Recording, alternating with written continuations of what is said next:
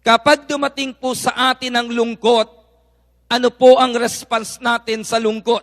Yung iba, hindi kumikilos.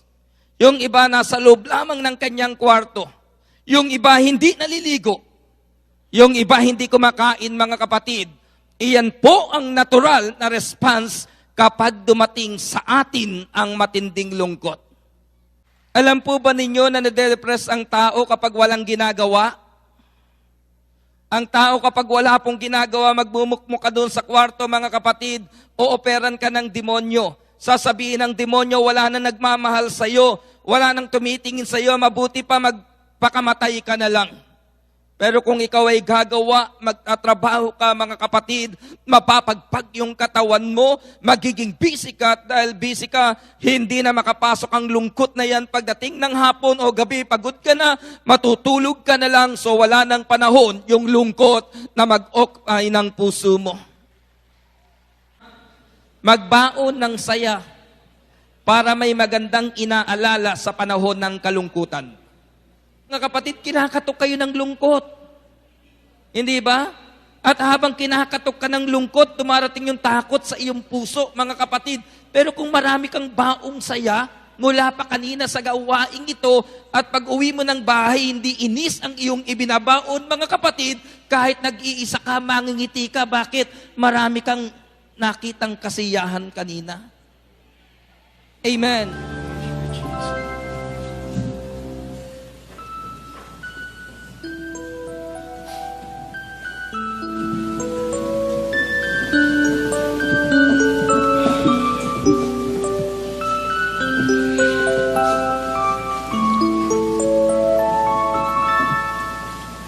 El Shaddai, El Shaddai, El Elyon Adonai.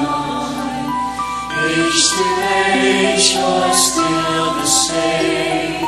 By the power of the name, El Shaddai, El Shaddai, Elkamkan Adonai. We will praise and lift you high, El Shaddai. Through your love and through the night, we sing the song of Abraham. Through the power of your name, you turn the seas to wine. Through the endless waters, our God leads. And by your might you set your children free. El Shaddai, El Shaddai, El Elyon Adonai. Age to age, you're still the same.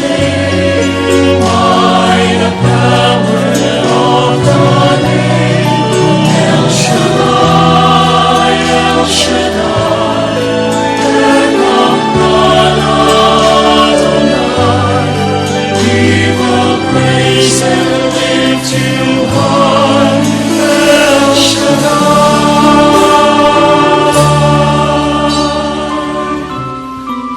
Hallelujah. Glory to God. Glory to Jesus. Purihin ka, O Diyos, sa iyong kabutihan at katapatan. Thank you, Lord, for your goodness, for your loving kindness. Through the years you made it clear that the time of Christ was near.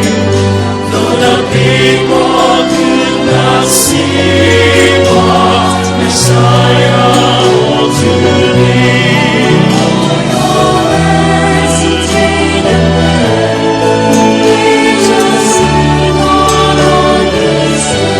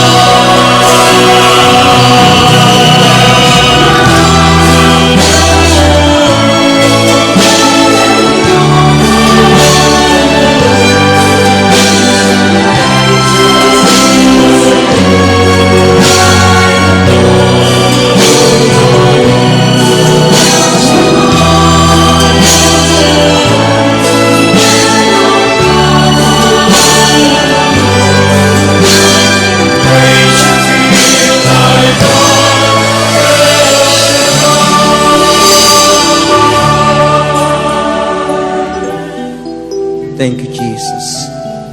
Thank you, Holy Spirit. Oh, bless your name, Father in heaven. Thank you, Jesus. Praise you till I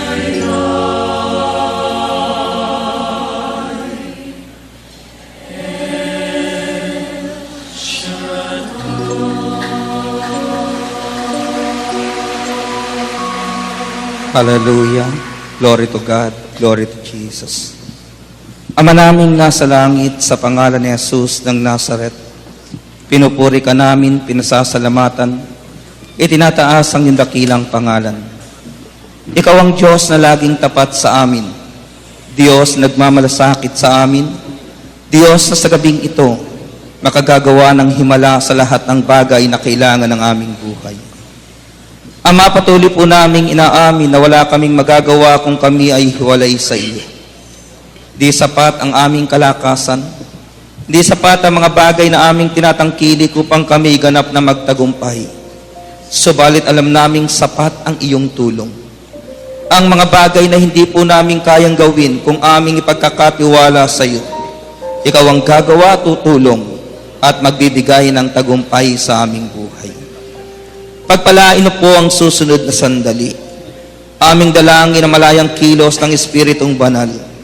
Pagpalain mo ang labi ng iyong lingkod.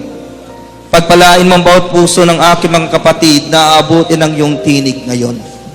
At hayaan mo, O Diyos, samantalang binubuksan namin ang aming mga puso sa iyong salita. Patuloy na mabuksan ang durungawan ng langit at bumuhos sa buhay ng aking mga kapatid ang masaganang biyaya na galing sa iyo. Ama, sundan mo po ng tanda-timalang pagtitipong ito at sa dakong ito na aming kinatatayuan, aming inaangkin ang tagumpay ng iyong gawain sa pangalan ni Jesus, sa ngalan ng Ama, ng Anak, ng Espiritu Santo. Amen and Amen.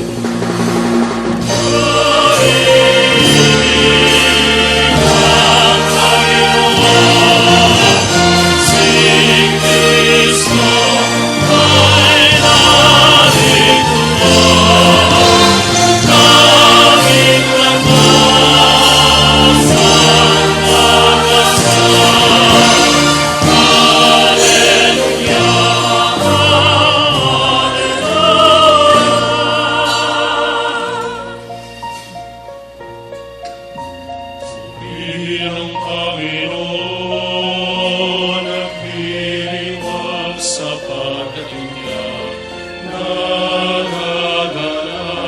ang aking Espiritu.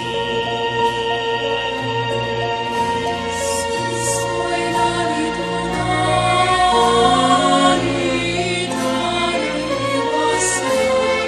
Tayo ay tutulungan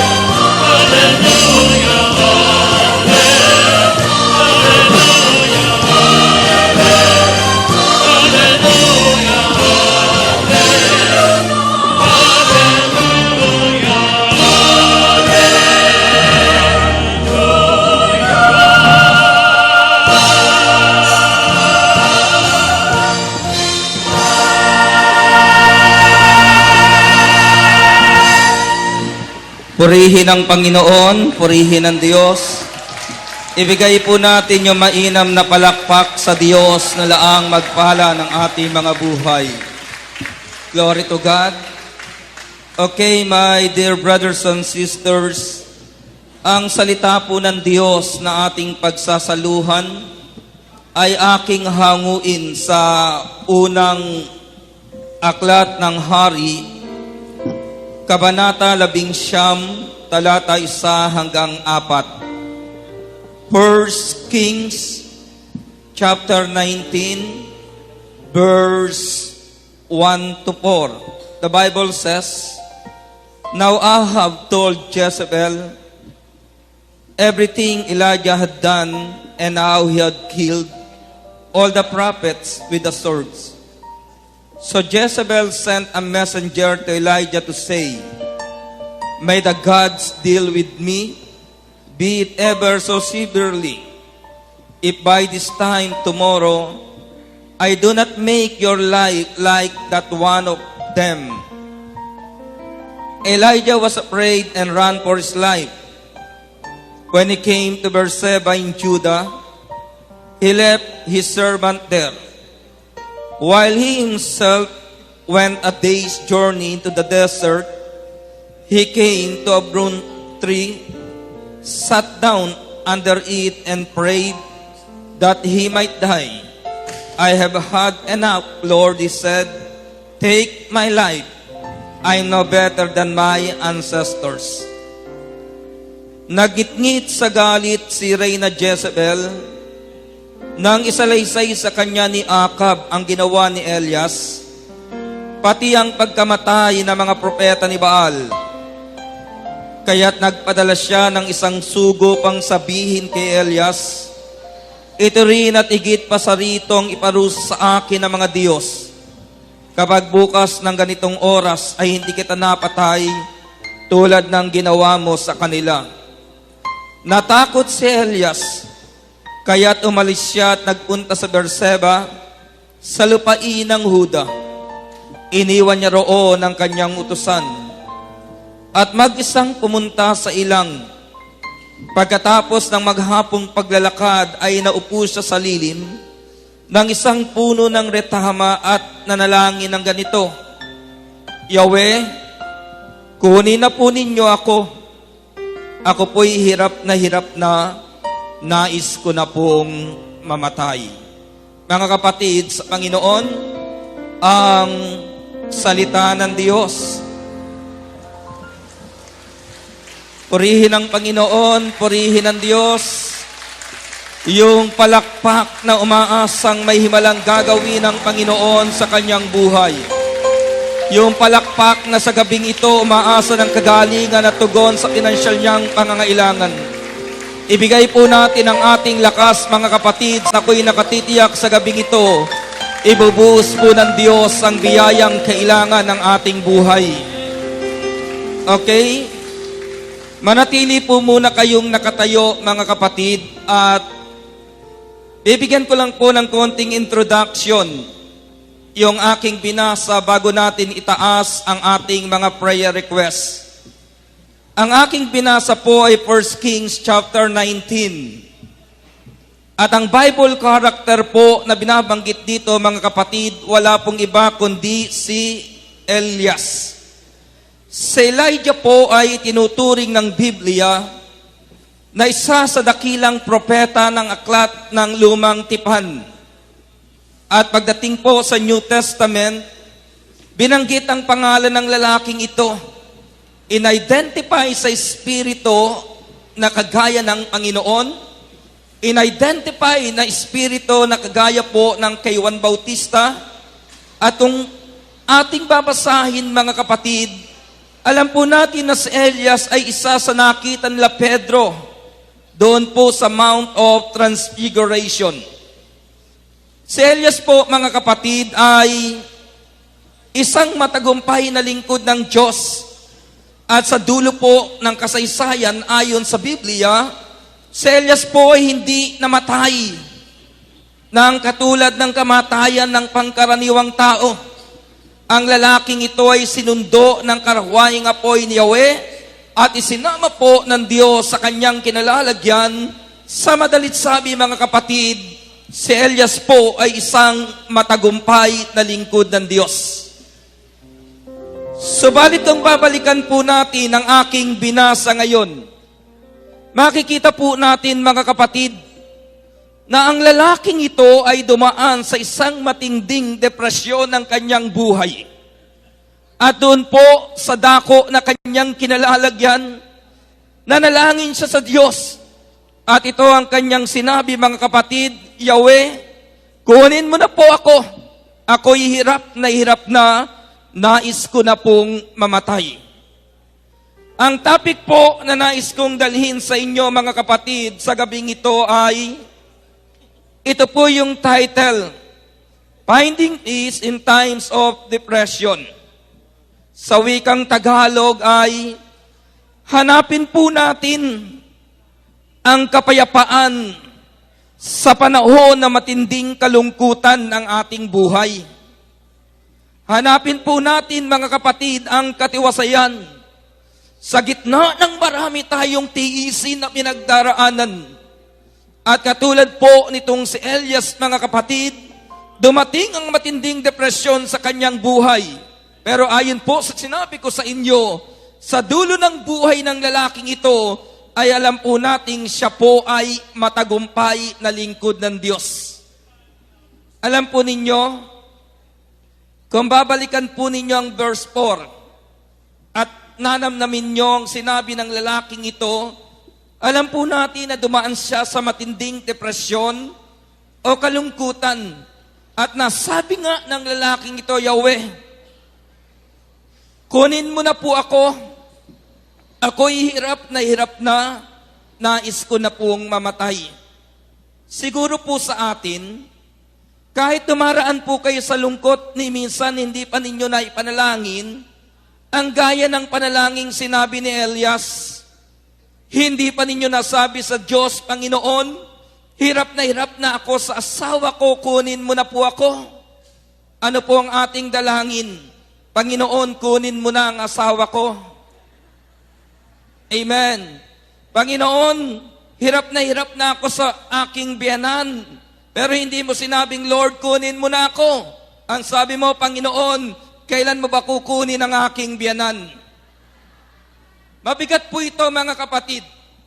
At ito po ang nais kong ibahagi sa inyo. Isang araw po, ako'y nagpunta sa lamay ng isa nating kapatid na prayer partners. At habang tinititigan ko po sa loob ng ataol, tumabi sa akin yung kanyang kapatid. Sabi niya sa akin, Brother Medeng, nauna na yung ate ko. Sabi ko sa kanya, ano bang ikinamatay ng ate mo? Sabi niya, walang anong dahilan ka ako, anong sakit? Sabi niya, walang sakit yan. Alam mo, malakas ang katawan yan. Si ate ko natulog lang, pero hindi na nagising. Pero bago natulog yung ate ko, itong sabi niya sa akin, titigil na ako sa paglilingkod. Titigil na ako sa aking ginagawang pagsaserbisyo, pagod na ako. At pagkatapos po, natulog mga kapatid, hindi na nagising. Sabi ko sa kanyang kapatid, answer prayer si ate mo. Kasi ang sabi niya, gusto niya nang tumigil, pagod na siya, kaya ang ginawa ng Panginoon, pinagpahinga na siya. Sino po rito ang pagod na? Pakitaas ang kamay. Wala. Bakit? Dahil alam natin, may lakas na ibinibigay ang Diyos sa buhay ng mga taong nagtitiwala sa Kanya. Taas po muna natin ang ating mga prayer requests. At ang lahat ng bagay na nais niyong basbasan, pagpalahain ng Panginoon. At sa oras na ito, mga kapatid, habang hawak natin ang mga bagay na yan, ating sabihin ng may pananampalataya na alam po nating may magagawa ang Diyos sa lahat ng bagay na ating idinudulog sa Kanya.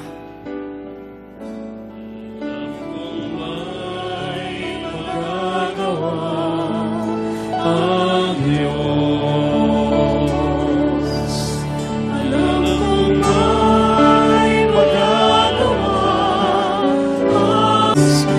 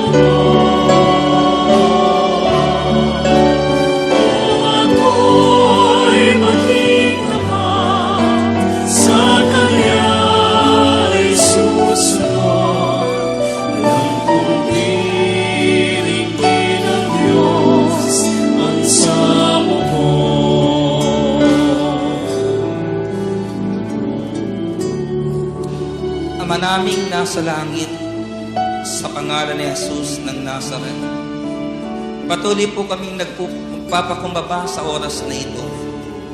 Patuloy naming hiling na basbasan mo at pagpalain ang lahat ng tangan ng aming mga kamay. Pagpalain mo po ang aming mga prayer requests, sapagkat naniniwala kaming Ikaw ang Diyos na katugunan ng lahat ng aming pangangailangan. Ikaw ang Diyos na makakagawa ng himala na dapat pong mangyari at maganap sa aming buhay. Pagpalain mo rin po, Panginoon, ang lahat ng inihahandog ng aking mga kapatid. Ito po'y patuloy mong ibalik sa kanilang buhay. Pag-instrumento ng iyong kapangyarihan para sa kabuhayan ng kanilang buhay. At patuloy po naming aangkinin, Panginoon, sa oras na ito, na Ikaw ang Diyos na tumutugon ng aming dalangin sa pangalan ni Jesus, sa ngalan ng Ama, ng Anak, ng Espiritu Santo. Amen and Amen.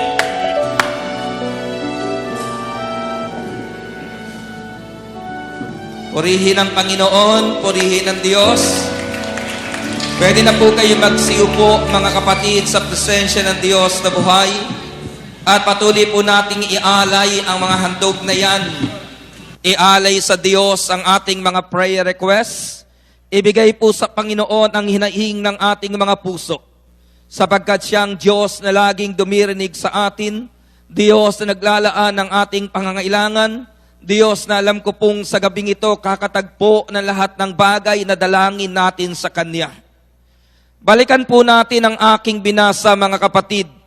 Ulitin ko po, ang Bible character sa 1 Kings chapter 19 ay 10 dakilang propeta ng Old Testament. At siya po ay isang matagumpay, subalit dumating o dumaan sa kanyang buhay pananampalataya, mga kapatid, ang tinatawag pong matinding kalungkutan o depresyon na kanyang naranasan ng panahong iyon. Alam po ninyo ang meaning ng salitang depression ay ganito: a state of feeling sad, a serious medical condition in which a person feels very sad, hopeless, and often is unable to live in a normal way. Ang Tagalog po, mga kapatid, ng depresyon ay matinding lungkot na nagdudulot ng kawalan ng pag-asa. Matinding kalungkutan na nagdudulot ng kawalan ng pag-asa, nag-uudyok sa tao na kitili ng kanyang buhay. At alam po ninyo, mga kapatid, ulitin ko, ang nakaranas po ng depresyon in 1 Kings chapter 19 ay isa pong lingkod ng Diyos. Balikan po natin ang 1 Kings chapter 18. Nakikinig po ba kayo? Ang 1 Kings chapter 18, mga kapatid, ay isang istorya, isang kasaysayang isinulat kung paano po nagtagumpay si Elias sa 850 prophets nung panahong iyon. Yung 450 prophets ni Baal at 400 prophets po ni Jezebel na kanyang iniingatan, sabi po ng Biblia, ay nagkaroon sila ng sagupaan o tunggalian sa lugar po ng Mount Carmel. At dito po, mga kapatid, pinatunayan ng Diyos dito kay Elias na kahit sa isang maikling dalangin, tumutugon po ang Diyos sa mga taong nagtitiwala sa Kanya. Tinugon po ng Diyos ang dalangin ni Elias. At sa 1 Kings chapter 18, napatay po ni Elias ang 850 prophets ni Baal at ang prophets ni Asherah at ang prophets na iniingatan po nitong si Jezebel. At kung titignan po natin, mga kapatid, in 1 Kings chapter 18, nasa panahon po ng pananagumpay ang buhay ng lingkod ng Diyos. Puntahan po natin ang 19. Isang chapter ang pagitan, mga kapatid. Ula po sa lugar ng Mount Carmel, papunta sa lugar ng Judah, na kung saan nakaranas na matinding depresyon ito pong si Elias. Almost 32 kilometers lang ang pagitan, mga kapatid. Almost 32 kilometers lang. At alam po ba ninyo, mula doon sa sitwasyon ng pananagumpay, patungo sa damdamin ng depresyon, almost 26 hours lamang po ang pagitan. Ano ang gusto kong sabihin mga kapatid? Minsan, araw ng Sabado, nasa gawain tayo ng Panginoon. Ang saya-saya ng puso mo, ang ligaligaya ng kalooban mo, pakiramdam mo, tagumpay ka sapagkat narito ka sa gawain ng Panginoon. Pero kinabukasan, araw ng Linggo, dinalaw ka ng matinding kalungkutan sa buhay mo. Paano po ninyo haharapin mga kapatid? Dadalangin ba tayo katulad ng dalangin ng lalaking ito? Yahweh, kunin mo na ako. Ako'y hirap na gusto ko na pong mamatay. Hindi po mga kapatid. Kahit sa gitna ng kalungkutan, kahit sa gitna ng tiisin ng buhay, dapat masumpungan natin ang kapayapaang iniaalok ng Panginoon, ang kapayapaang ibinibigay ni Kristo sa mga taong magtitiwala sa Kanya. Listen my dear, uulitin ko po ang Bible character na aking binabanggit sa inyo ay lingkod ng Diyos, mananampalataya. At tayo po kahit naglilingkod na tayo sa Panginoon, kahit mananampalataya na tayo, minsan mga kapatid, may matinding lungkot na kumakatok sa ating puso at minsan po nagiging dahilan ito ng pag-atras natin sa paglilingkod sa Panginoon. Isang araw po ng Biyernes Prayer and Counseling ng programa, may isang sister na tumawag sa akin at ito ang kanyang sinabi, Brother Medeng, bigyan mo ako ng verse sapagkat ang aking buhay ay unti-unting kinakain ng kalungkutan. Ano ang dahilan ng kanyang kalungkutan? Namatay po yung kanyang asawa na mahal siya at mahal niya. At sabi niya sa akin, alam mo Brad, for almost 3 months hindi na ako napunta ng Ambel at kahit sa aming chapter, hindi ako nadalo sapagkat yung aking puso, aking buhay ay kinakain ng lungkot. Ayaw ko ng ganitong kalagayan. Bigyan mo ako ng verse upang maiharap sa lungkot na ito at tantanan niya ang buhay ko. Sabi ko po sa kanya ay ganito, okay, basahin mo ang Psalms 27 verse 10. At wag lamang mong basahin, ilagay mo sa puso mo. At alam po ninyo kung nakasulat sa Psalms 27 verse 10, sabi ng Biblia, maiwan man ako ng aking magulang, may Panginoon pa akong aasahan. Hindi ba ang ganda ng verse? Maiwan man ako ng aking magulang, may Panginoon pa akong aasahan. Sabi ko sa kanya, hindi magulang nang iwan sa iyo, asawa, palitan mo yung word na magulang. Maiwan man ako ng aking asawa, may Panginoon pa akong aasahan. Kung hindi naman asawa nang iwan sa iyo, boyfriend o girlfriend, palitan mo yung word na magulang. Maiwan man ako ng aking boyfriend, ng aking girlfriend, may Panginoon pa akong aasahan. Kung nang iwan naman sa iyo, kasosyo sa negosyo, dala puhunan ninyo, palitan mo yung word na magulang. Maiwan man ako ng aking kasosyo sa negosyo, dala aming puhunan, may Panginoon pa akong aasahan. Pero ini-offer ko po sa kanya ang old translation ng Tagalog ng Psalms 27 verse 10. Sabi ko sa kanya, sister, ilagay mo ito sa iyong puso't isipan. Ito po ang old translation ng Tagalog ng Psalms 27 verse 10. Sabi ng Biblia, bagamat pabayaan ako ng aking ama at ina, gayon paman, dadamputin ako ng Panginoon. Sundan ninyo mga kapatid, bakit ko po ini-offer sa kanyang old translation ng Tagalog? At bakit inuulit ko rin sa inyo ngayon ang old translation ng Psalms 27 verse 10? Alam po ninyo mga kapatid, para makita natin ang diwa. Dahil kung ang babasahin po natin ay translation natin ngayon, yung word na maiwan ako ng magulang, iisipin natin, mas matanda si nanay, mas matanda si tatay, mauna silang mamamatay. Pero hindi po yun ang diwa. Ang old translation, mga kapatid, bagamat pabayaan ako ng aking ama at ina, i-abandon ako, itakwil ako, sabi ng Biblia, gayon paman, dadamputin ako ng Panginoon. Hindi papayag ang Diyos na malaglag ka. Hindi papayag ang Diyos na patuloy tayong magdusa. Bakit mga kapatid, sa gitna ng tiisin ng ating buhay, kaya kung sabihin sa inyo, may kapayapaang iniaalok si El Shaddai sa ating kalagayan. Balikan po natin yung aking binasa. 32 kilometers, mga kapatid. 26 na oras lamang ang pagitan.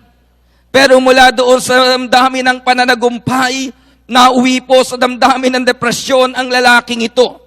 Pero alam po ba ninyo, kung babalikan natin ang buong pagbabasa ng 1 Kings chapter 19, ito pong si Elias sa kabila ng depresyon, kinalinga pa rin ng Diyos ang kanyang kalagayan. Balikan po natin ang verse 5, mga kapatid. Sabi po ng 1 Kings chapter 19, verse 5. Ito yung verse 4. Sabi ng verse 4, siya po'y nanalangin ng ganito, Yahweh, kunin na po ninyo ako. Ako po'y hirap na, nais ko na pong mamatay. 1 Kings chapter 19, pagkatapos naiga siya at nakatulog, ibig sabihin, matapos sabihin ni Elias ang ganong pananalita, si Elias po ay namahinga. My dear brothers and sisters, unang hakbang, biblical and practical advice, how to find peace in times of depression. Una po, yung salitang peace with yourself. O ibig sabihin, kalamayin mo. Ibig sabihin, mga kapatid, payapain mo ang sarili mo. Kapag dumarating po sa inyo ang kalungkutan, wala pong ibang tutulong sa inyo. Wala pong ibang pwedeng magbago ng damdamin ng puso mo. Ikaw lamang. Kaya sa oras na yan, dapat kang mamahinga, dapat kang tumigil, dapat nung kalamayan ng iyong kalooban, makipagkasundo ka sa iyong sarili. Bakit, mga kapatid? Kapag hindi mo kasundo ang iyong sarili, mas lalong lalalim ang iyong depresyon. Alam po ba ninyo, mga kapatid? Uulitin ko po, matuto tayong i-deal ang mga sitwasyon na ating dinadaanan, personal sa ating buhay. Dahil pagkatapos pong sabihin ni Elias ang bagay na ito, sabi ng Biblia, si Elias po ay namahinga, nahiga ng oras na iyon. Si Elias po, mga kapatid, yung kanyang sarili ay kanyang hinarap at kinausap. Ulitin ko ha, walang ibang tutulong sa iyo, kundi ang sarili mo. Walang ibang pwedeng magpayapa ng iyong sarili, kundi ang sarili mo. Kaya kapag dumarating sa iyong matinding kalungkutan, hindi tawag dito, hindi tawag dyan ang unang bagay. Ang unang bagay, mga kapatid, payapain mo, makipagkasundo ka sa iyong sarili. Amen. Develop fellowship with yourself. Meron po akong isang kaibigan noon sa Hong Kong. Sabi niya sa akin ay ganito na magkita kami at ma-assign ako. Sabi niya sa akin, Brother Medeng, iniwan na ako ng boyfriend ko na lagi kong ikinukwento sa iyo. Ang sagot ko sa kanya, mabuti nga sa iyo. Siguro magtataka kayo anong klaseng kaibigan ako. Iniwan na ng boyfriend, mga kapatid, ang sagot ko, mabuti sa kanya. Pero katotohanan po yung sagot ko, yung pag-iwan sa kanya, makabubuti talaga sa buhay niya. Alam niyo kung bakit? Kasi nung magmahal yung aking kaibigan na ito, nawalan po siya ng panahon para sa kanyang sarili. Yung kanyang pagmamahal, ini-offer niya sa lalaking ito.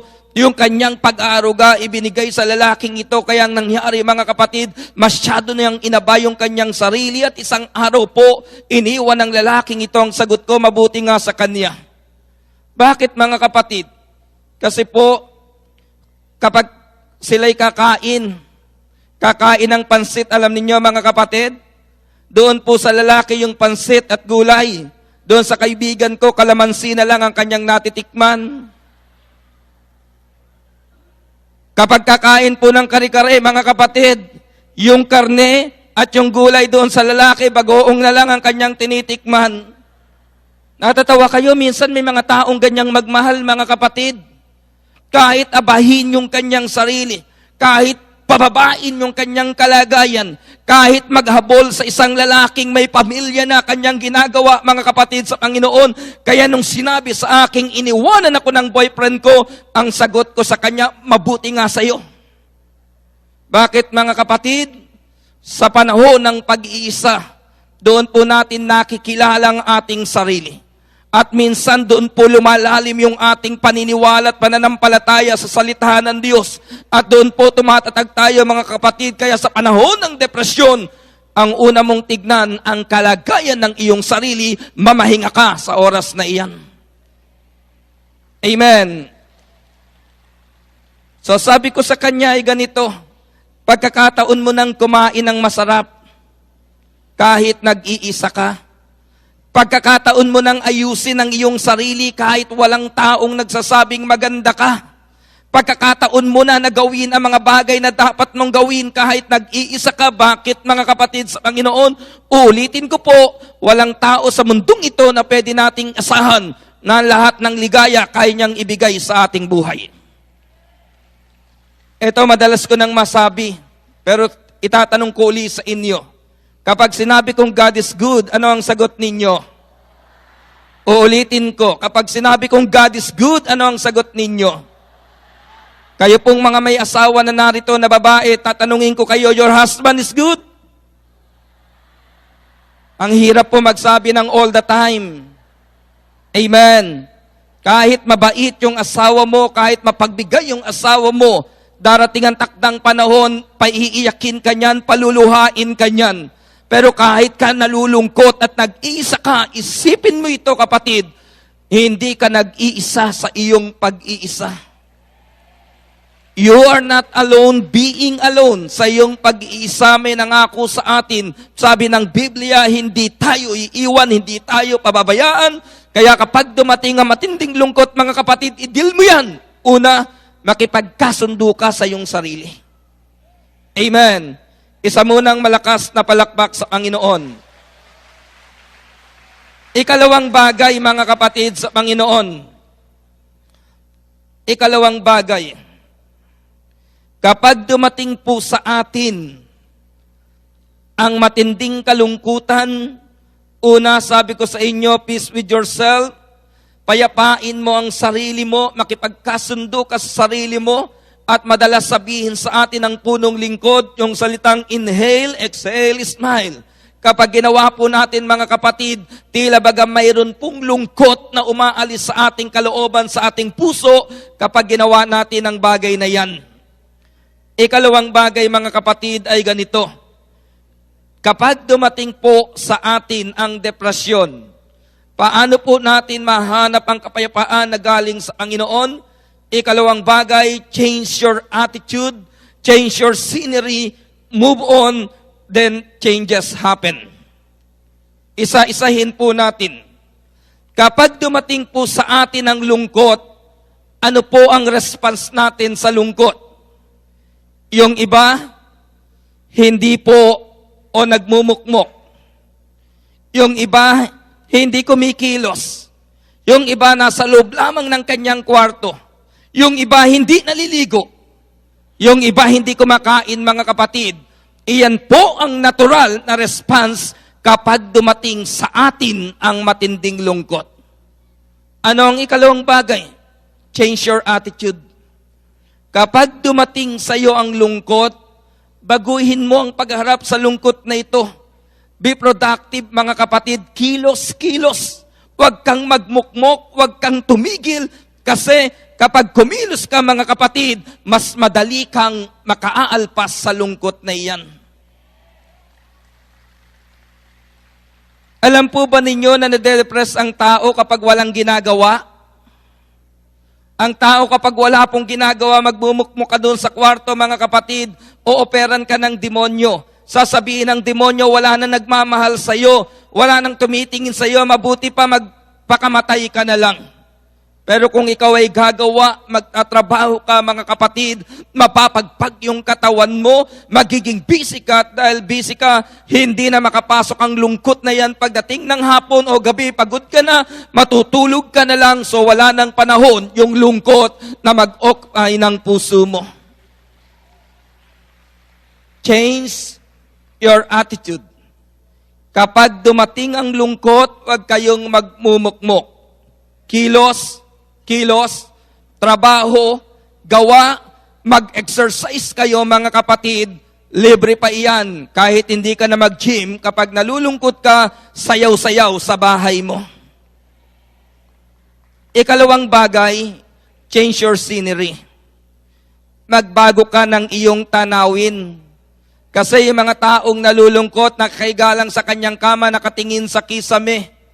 At habang nakatitig ka dun sa kisame, sasabihin sa'yo ng kahoy doon, magandang talian ng lubid tong kahoy na ito, itali sa leeg mo mga kapatid, aakayin ka pa ng kisaming iyan na magpatiwakal. Amen? Baguhin mo, tanawin mo. Kung lagi kang nakatingin sa paglubog ng araw, mga kapatid, kasama kang lulubog niyan. Tignan mo ang pagsikat ng araw. Tignan mo yung magagandang tanawing nilikha ng Diyos. Sa kabila ng iyong kalungkutan, kapag nakita mo magagandang tanawin na yan, nanakawin yung kalungkutan na yan at papalitan ng kapayapaang ibinibigay ng Panginoon sa mga taong nagtitiwala sa Kanya. Ikatlong bagay mga kapatid ay move on. Change your attitude, change your scenery, at ang ikatlo po ay move on. Basahin po natin sa aklat. Mga kapatid, sabi po dito ng 2 Samuel chapter 12 verse 15. Makinig kayo. Tulad ng sinabi ni Yahweh, ang anak ni David na asawa ni Urias ay nagkasakit ng malubha. Dumalangin si David para gumaling ang bata. Nagdamit siya ng sako at nag-ayuno at sa lupa nahiga ng gabing iyon. Lumapit sa kanyang matatanda sa palasyo at hinimok siyang bumangon, ngunit tumanggi siya. Ayaw rin niyang kumain. Pagkalipas ng 6 na araw, namatay ang bata. Hindi nila ito masabi kay David sapagkat iniisip nilang lalo silang hindi pakikinggan nito at bagkos ay gumawa ng marahas na hakbang. Nakita ni David na nagbubulungan ng mga alipin. Kaya't naghinala siyang patay na ang bata. Patay na ang bata ano? Tanong niya. Patay na nga po, tugon naman nila. Pagkarinig nito, bumangon si David, naligo at nagbihis, pumasok siya sa bahay ni Yahweh, nagpatira pa at nanalangin. Pagkatapos umuwi siya at humingi ng pagkain. Tinanong siya ng kanyang mga tauhan, ano pong kahulugan nito? Nung buhay pa ang bata, nag-ayuno kayo at tumangis dahil sa kanya. Ngayong patay na, bumangon kayo at kumain. Sumagot si David, nung buhay pa ang bata, ako'y nag-ayuno at tumangis sa pag-asa kong kahabagan ako ni Yahweh at pagagalingin ng aking anak. Ngayong patay na siya, bakit pa ako mag-aayuno? Maibabalik ko ba ang kanyang buhay? Balang araw, susunod ako sa kanya sapagkat hindi na siya makababalik sa akin. Napakinggan po ninyo mga kapatid, ano po yung istorya? Yung anak ni David kay Batseba ay nagkaroon po ng malubhang karamdaman. Ang ginawa po ng David na ito ay nagdamit ng sako, nag-ayuno, hindi po naligo, at pagkatapos po, mga kapatid, hindi nagbihis, sa loob po ng panahon na ang bata ay naroon sa maselang nakalagayan, ganun po ang ginawa ni David. At sabi ng Biblia, pagkalipas ng 6 na araw, namatay yung bata. Siyempre, yung mga tauhan ni David na nakakaalam na patay na ang bata, hindi po nila masabi kay David. Kasi ganun na lamang po yung kanilang pangamba. Noong nag-iingalo pa yung kanyang anak, halos hindi na natin makausap ang ating hari. Hindi na siya kumakain. ni hindi siya bumabangon sa kanyang kinalalagyan, ano pa ang kanyang gagawin ngayon samantalang patay na ang kanyang anak? Yun din siguro ang iisipin natin. Nung buhay pa, yung anak na idinadalangin, ganun na lamang po ang kanyang hysterical. So ang iisipin po ng mga tauhan, ay naku, kapag sinabi natin sa kanya na patay na, ano kaya ang gagawin ng haring iyan? Baka magwala iyan. So hindi po nila masabi sa hari. Pero nakita ni David, yung kanya mga tauhan ay nagbubulungan. Ang sabi ni David, patay na ang bata, ano? Ang sagot po ng tauhan, patay na. Ano po ang response ng David na ito? Sabi ng Biblia, si David ay bumangon, naligo, nagbihis, kumain, at nabigla po yung kanya mga tauhan sa response ng David na ito dahil kakatwa sa kanilang iniisip. Kaya lumapit sila kay David pagkatapos nun. Ano pong ibig niyong sabihin? Gustong sabihin ng David na ito sa kanya mga tauhan, ginawa ko ang lahat na magagawa ko para mabuhay ang aking anak, pero hindi nangyari sa akin ang bagay na ito. So ano ang gagawin ko? Magpapatuloy pa ba ako sa kalungkutan samantalang alam ko na kung ano ang layunin ng Diyos sa batang iyan? Nakukuha po ninyo mga kapatid sa Panginoon? The word is move on mga kapatid. Meron nga pong kasabihan sa English ganito, do not cry over spilled milk. Tagalogin ko po ng literal, huwag daw natin iyakan ang naligwak na gatas. Bakit? May mga taong ang tinitignan na naligwak, hindi po tinitignan yung naiwan sa kanya na marami na pwede niyang panimulan, mga kapatid sa Panginoon. Sabi nung isang babae, lumapit po sa counselor, sabi niya ganito, iniwan po ako ng boyfriend ko, mahal na mahal ko siya. Paano po ako mabubuhay ngayon na wala na siya? Simple lang pong sinagot ng counselor. Nung sinabi ng babaeng, iniwan ako ng boyfriend ko, mahal na mahal ko siya. Paano po ako mabubuhay ngayon na wala na siya? Ang sagot ng counselor, simple lang, huminga ka, wag kang tanga. Diba? Napakasimpleng sagot mga kapatid. Bakit? Dala ba nung lalaking niyang yung oxygen mo? Dala ba ng babae niya yung dextrose mo? Huminga ka. May hiningang ibinigay sa iyo ang Diyos. At kapag huminga ka sa piling ng Panginoon, lahat ng bagay na dinaraanan mo, kayang baguhin ni El Shaddai sa buhay. Amen. Ano ang unang bagay mga kapatid? Peace with yourself. Makipagkasundo ka sa sarili mo. Payapain mo ang sarili mo. Ikalawa, magbago ka ng pananaw o dealing kapag dumating sa iyo ang lungkot. Huwag mong i-entertain yan. Huwag mong isayaw yan. Huwag mong patulugin sa higaan mo yan. Tumindig ka, magtrabaho ka, ituloy mo yung buhay mo. Iwanan ka man, ituloy mo yung buhay mo. Mayroon panimula ang Diyos sa lahat ng bagay na nangyayari sa ating buhay. And thirdly, mga kapatid, kailangan po ito. Sabi ng Hebrews, chapter 10, ay ganito po, mga kapatid sa Panginoon. Hebrews chapter 10, verse 25. Sabi ng Biblia, at huwag kaligtaan ang pagdalo sa ating mga pagtitipon, gaya ng ginawa ng ilan, kundi palakasin ang loob ng isa't isa, lalo na ngayong nakikita nating nalalapit na ang pagdating ng Panginoon. Ikatlong bagay, mga kapatid, how to find peace in times of depression ay ganito, connectedness or connect to God's people. Connect to God's people. Alam po ninyo, ang Pilipinas ang tinatawag na texting capital of the world. Ang Pilipinas po. Yun pong salitang K, as in okay. Almost 17 million a day ang kinikita po ng bawat network. Naintindihan niyo yung sinasabi ko? Hindi ba minsan ang haba-haba ng text mo sa asawa mo, lalo niya yung babae, masyado kayong specific sa text ninyo, pagdating doon sa sagot ng asawa mo, simpleng K lang, na ibig sabihin ng salitang K is okay. Hindi ba? Alam po ba ninyo mga kapatid, yung letter na K as in okay, 17 million a day ang kinikita po ng bawat network. Hindi pa kasama dyan yung text mo na mwa-mwa, chup-chup. Diba? Pero tignan nyo mga kapatid, naaaliw ka. Hindi ba sumasaya ka? Alam po ba ninyo mga kapatid sa Panginoon, mas marami daw na nagpapakamatay na mayaman kaysa sa mahirap.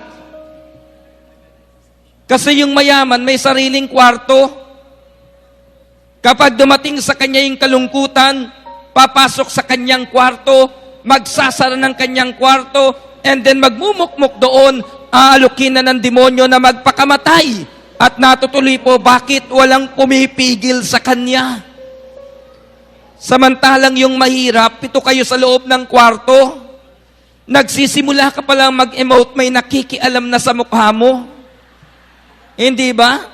O dalhin natin sa gawain ng Diyos. Connect to God's people. Alam po ba ninyo sa gawain ito maraming pakialamera? Pero minsan, ginagamit yung pakialamerang yan para magising ka.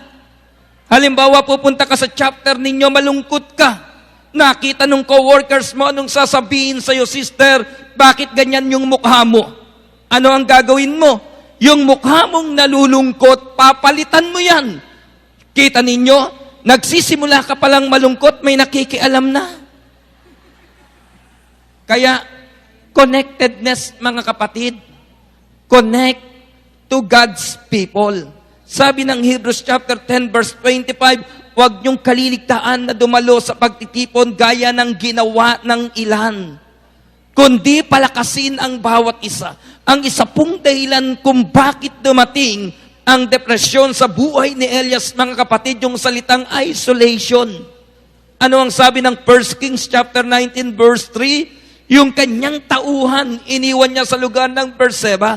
At pagkatapos po itong lalaking ito, maghapon na naglakad, at nang makarating doon sa may ilang, sa ilalim ng puno ng retama, dumating ang matinding lungkot sa kanya, hiningi niya na siya'y magpakamatay. Bakit? Wala siyang kasama nung oras na yon. Amen. Tignan po ninyo yung katabi ninyo. Ngitian po ninyo, mga kapatid. Sino nagsasabing nakaiinis ngumiti yung katabi? Pakitaas ang kamay. Wala. O, itong isa kong tanong. Sino nagsasabi na yung kanyang katabi nakakatuwa o nakakabless ngumiti? Pakitaas ang kamay. O, kita na ninyo? Sino makapagsasabi na yung ganyang kagandang ngumiti may mga utang pang di nababayaran yan? Sino makapagsasabi na yung ganyang kagandang ngumiti baka asawa niya nasa piling ng iba? Hindi ba? Baka yung ganyang kagandang ngumiti may kinukupling lungkot sa kanyang puso. Pero nung makangitian mo at mangiti siya, gumagaang ang kanyang pakiramdam, nagkakaroon siya ng pag-asa, sa gitna ng kanyang kalungkutan, nararamdaman niya, may saya't kapayapaang ibinibigay ang Diyos dahil nasa gawain tayo ng Panginoon. Alam po ba ninyo na ang gawain ito ay comfort zone ng kaluluwa? Sabi nung isang sister sa akin, Brad, tinatamad akong dumalo sa gawain kasi masyado akong nape-pressure. Sabi ko, kung nape-pressure ka sa gawain at hindi ka sumasaya, saan kang lugar pupunta sa mundong ito na pwede kang lumigaya? Kaya nagtataka naman ako minsan, mga kapatid, bakit may mga taong magpupunta sa gawain ng Diyos ang inahanap? Yung ikasasakit ng kanilang kalooban. Ang tinitignan nyo na kasimangot na kasama niyang workers. Ang tinitignan yung forma ng kanyang katabi na hindi bagay yung pagkakaterno. Hindi ba? Samantalang kung pupunta tayo doon dahil comfort zone ito ng aking kaluluwa. Kung nalulungkot ako sa bahay dahil iniwan ako ng asawa ko, kung nalulungkot ako sa tindahan dahil konti ang kita ko, magpupunta ako ng prayer meeting, magpupunta ako sa family appointment, sapagkat alam ko dito, pasasayahin ng Diyos ang puso ko. Kaya wag po kayong papayag na matatapos ang gawain na nagngingit-ngit kayo. Huwag kayong papayag na matatapos ang gawain ni hindi kayo sasaya dahil uulitin ko, mga kapatid, wala na pong ibang comfort zone ng ating kaluluwa, kundi ang fellowship ng Panginoon. Kaya nga inspiration ng Diyos sa ating punong lingkod, prayer partners, mga kapatid. Amen? Upang makaranas ka ng kapayapaan sa gitna ng depresyon ng iyong buhay, ikatlong bagay, mga kapatid, connectedness or connect to God's people.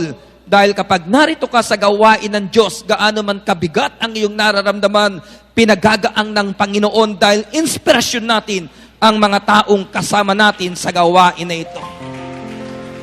Isa munang malakas na palakpak sa Panginoon. Amen.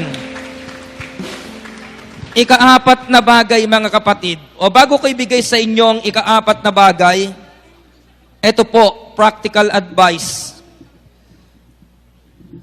Una, mga kapatid, pagtiisan ang dapat pagtiisan. Baguhin ang kayang baguhin. Tanggapin ang hindi pa at hindi na kayang baguhin.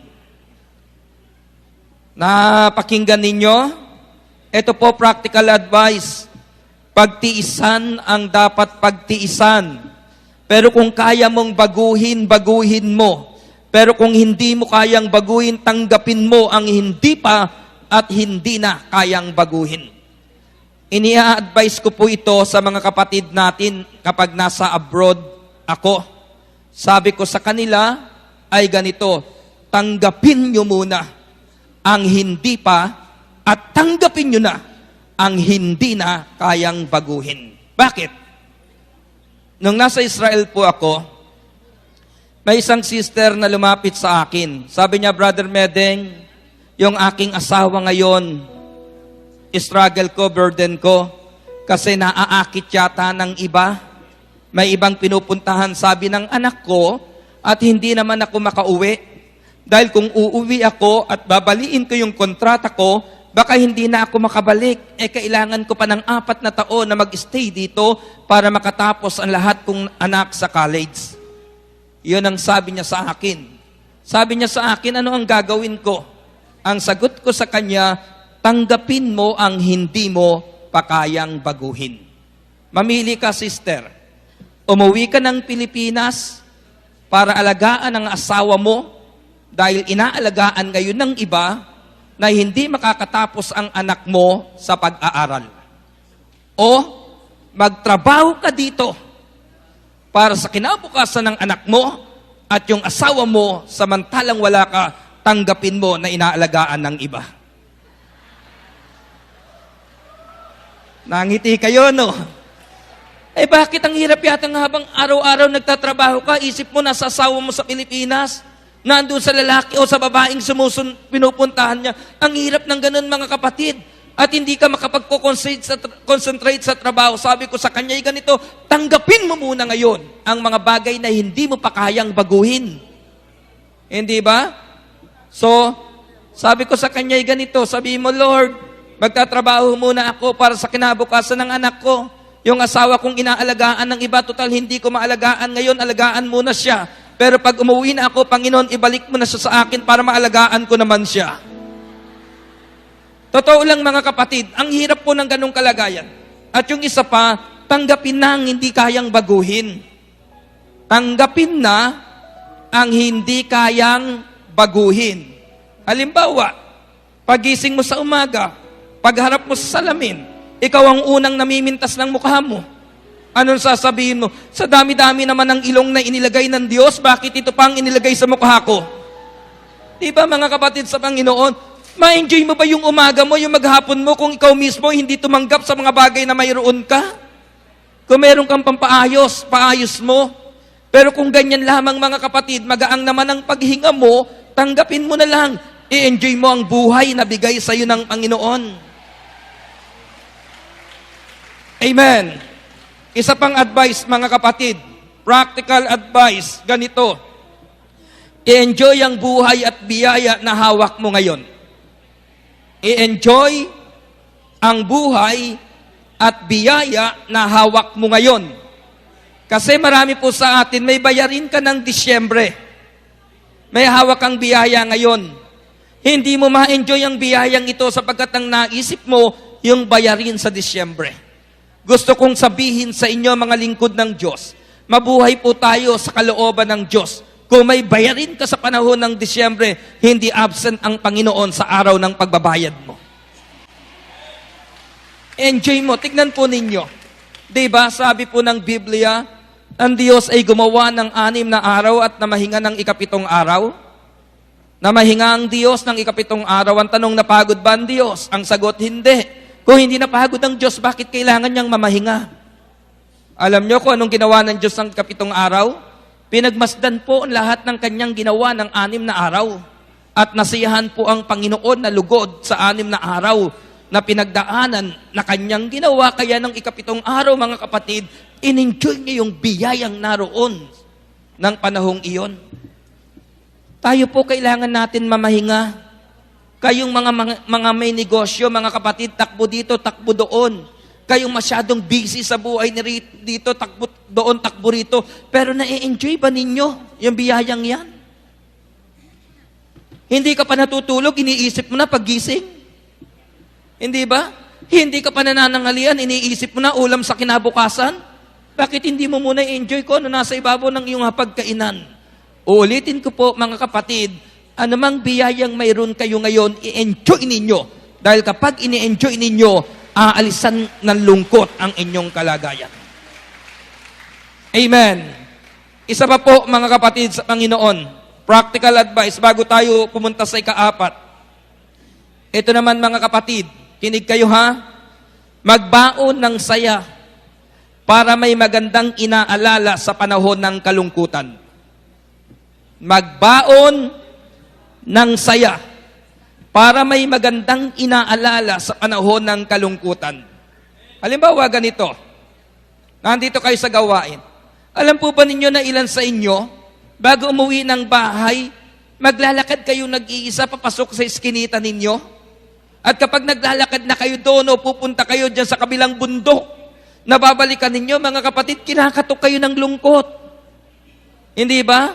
At habang kinakatok ka ng lungkot, dumarating yung takot sa iyong puso, mga kapatid. Pero kung marami kang baong saya, mula pa kanina sa gawaing ito, at pag uwi mo ng bahay, hindi inis ang iyong ibinabaon, mga kapatid, kahit nag-iisa ka, mangingiti ka, bakit? Marami kang nakitang kasiyahan kanina. Amen. Magbaon po kayo ng saya. Ito pa sa mga kapatid, magtabi rin po kayo ng panggastos sa panahon ng kalungkutan ninyo. Di ba? Lugi ito Malungkot ka na. Wala ka pang pambili ng ice cream. Di kawawa ka naman. Malungkot ka na, wala ka pang pamasahe papunta ng mall. Mas lalo kang malulungkot. Kaya kung masaya kayo, huwag kayong gastos ng gastos. Magtabi ka ng kaunti at sabihin mo, itong fund na ito, lungkot fund ko ito. Kung hindi ko man ito magastos, salamat sa Panginoon. Pero kung nalulungkot ako, bibit-bitin ko ito, gagastusin ko ito, mga kapatid, yung pong lungkot ng buhay nyo, paggagaanin ng kalagayan ninyo. Amen. So, nasusundan po ninyo, mga kapatid, sa Panginoon.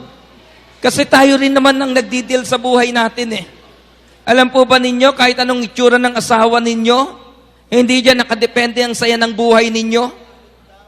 Kahit yung asawa po ninyo mukhang kontrabida, mga kapatid, sa pelikula. Pero yung puso mo'y laging masaya dahil nasa fellowship ka ng Panginoon.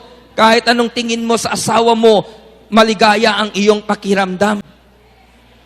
Amen. Ika-4 na bagay, mga kapatid. Una, sabi ko sa inyo, matuto tayong ipis ang ating sarili o payapain ang ating sarili. Ikalawa, mga kapatid, matuto tayong baguhin ang pananaw o pagharap natin sa lungkot ng buhay. Ikatlo, ay yung salitang connectedness, mga kapatid, connect to God's people. At ang ika-4 ay ganito, mga kapatid, sa Panginoon, unload your pain to God. Sabi po ng Hosea chapter 6 verse 1. Hosea chapter 6 verse 1, sabi dito ng Biblia, hali kayo at tayo'y manumbalik kayo pagkat ang nanakit ay siya ring magpapagaling, siyang nanugat, kaya siya rin ang gagamot.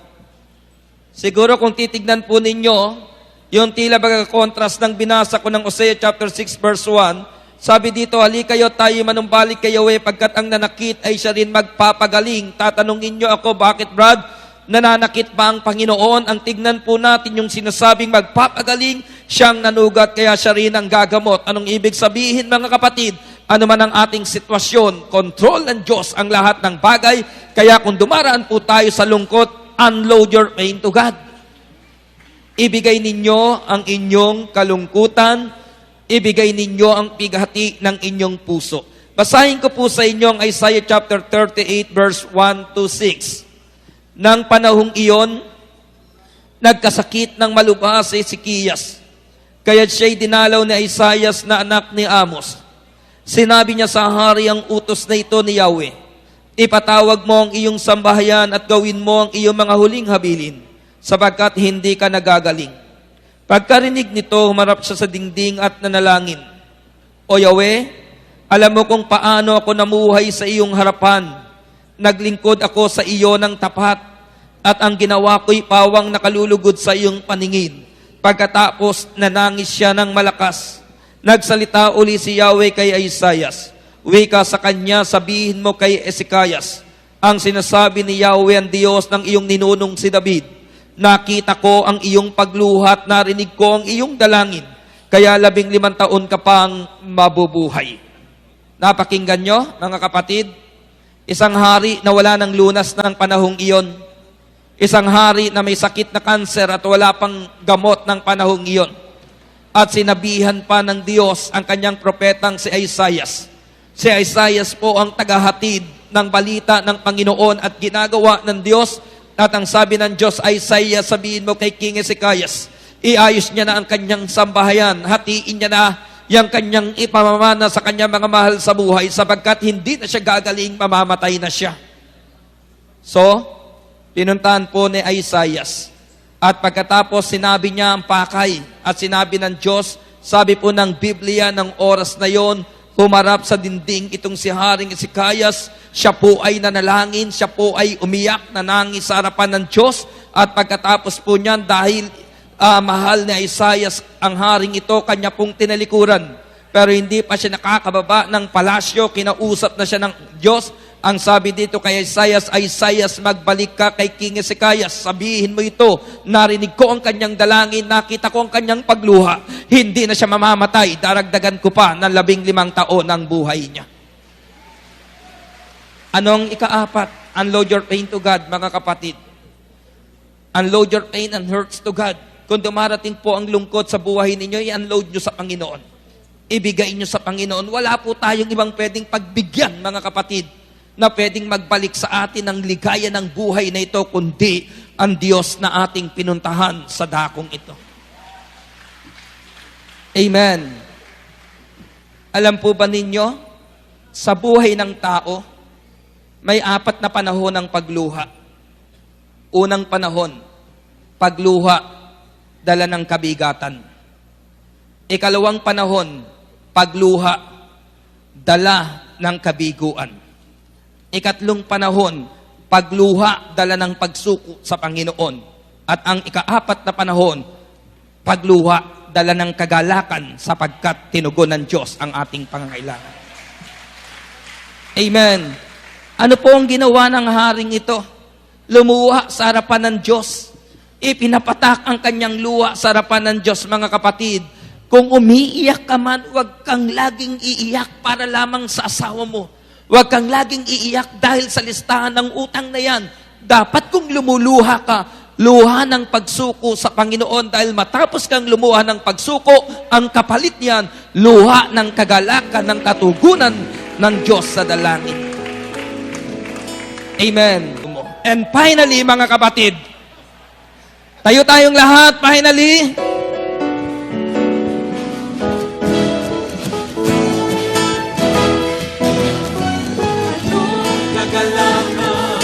ang aking nadarama. Sa tuwing ako'y nakikinig ng banal na salita, nalaman ko ang susi ng kanyang mga himala. Sa gabay ng lingkod niya, pinagpala. Finally,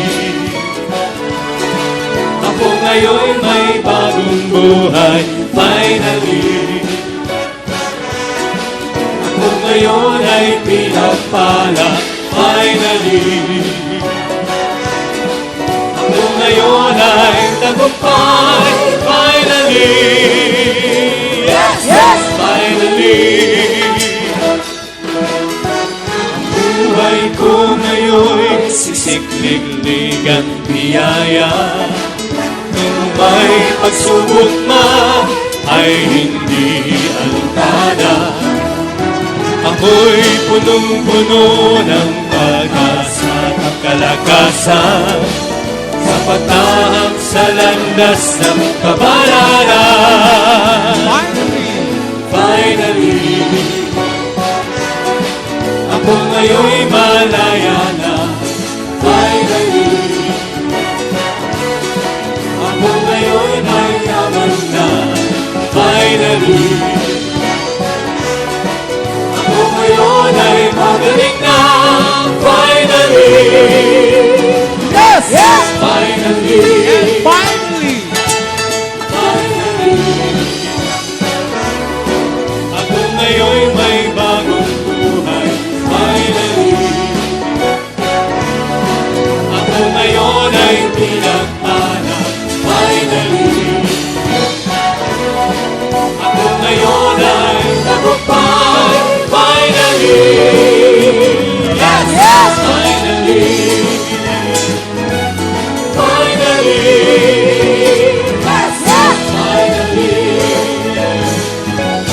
finally, yes, yes, finally. Okay, manatili na po tayong nakatayo. Sabi ng Psalms 116 verse 7, Be at rest once more, O my soul, for the Lord has been good to you. Psalms 116 verse 7, sabi po dito, bumalik ka sa iyong kapahingahan o kaluluwa ko, sapagkat ginawan ka ng mabuti ng Panginoon. Sa translation na ginagamit natin ngayon, manalig ka o puso ko, sa Diyos ka magtiwala, pagkat siya ay mabuti at di marunong magpabaya. Finally, mga kapatid, let God give you rest. Let God give you rest. Kung titignan po natin, sa Diyos pa rin ang balik natin, mga kapatid. At ito po ang gracious invitation ng Panginoon. Sabi ng Matthew chapter 11 verse 28, Lumapit kayo sa akin, kayo lahat napapagal at nabibigatan sa inyong pasanin, at kayo'y pagpapahingahin ko. Pasanin ninyo ang aking pamatok at mag-aral kayo sa akin. Ako'y maamo at mababang loob, at makasusumpong kayo ng kapahingahan para sa inyong kaluluwa. Sapagkat maginhawang dalhin ang aking pamatok at magaang ang pasaning ibibigay ko sa inyo. Sabi po ng Psalms 126 verse 5, lalo na sa mga kapatid natin na nasa abroad, na nakikinig sa himpilang ito, laan ko po sa inyo ang verse na ito. Sabi po ng Psalms 126 verse 5, silang mga nagbubukid na nagtanim na may luha, bayaan mo na mag-aning, masasaya't natutuwa. Yaong mga nagsihayong dalay binhit na nanangis, ay aawit na may galak, dalay ani pagbalik. Ang mga kapatid po natin na nag-a-abroad, ano po ang kanilang dala? Binhi, pag-asa.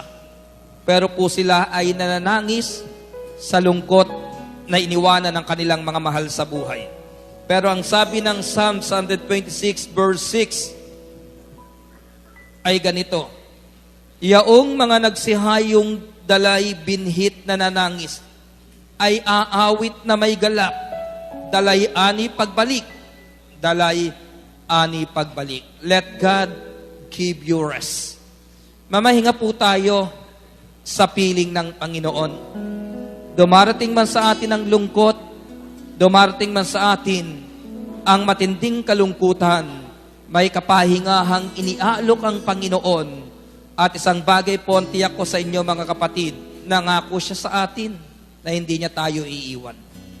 Yuko po ninyo inyong mga ulo, ipikit ang inyong mga mata, At sa oras na ito, kung kayo man ay iniwan na inyong mga mahal sa buhay, sabihin ninyo, dakilang Diyos, mapagpalang Ama, ipinagkakatiwala ko po sa iyo aking kalagayan at umaasa ako na sa gabing ito ang biyaya na aking kailangan ay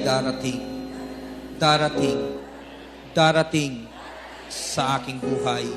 Sa pangalan ni Jesus, sa ngalan ng Ama, ng Anak, ng Espiritu Santo. Amen. Ibalik po natin yung ating mga kamay na malayang nagpupurit, pumapalakpak sa Panginoon. Bibilang po ako ng 3. Sa ikatlong bilang, isigaw po ninyo ang biyaya na nais nyong maging regalo ng Panginoon ngayong gabing ito. Ngayong ating Saturday family appointment sa gabing ito, isigaw po ninyo yung regalo na nais nyong ibigay sa inyo ng Panginoon. Dahil ako po'y naniniwala, mga kapatid, ang Diyos na ating pinuntahan, pinaglilingkuran, ay Diyos na laging sapat at higit sa lahat ng ating pangangailangan. Handa na po kayo. Pagbilang ko ng 3, sa ikatlong bilang, isigaw po ninyo na tatanging regalo na nais nyong tanggapin sa gabing ito. At ako po'y naniniwala, mga kapatid, sasabihin ninyo na sa gabing ito, gumawa ng himala si El Shaddai sa ating buhay. Handa na kayo? 1, 2, 3.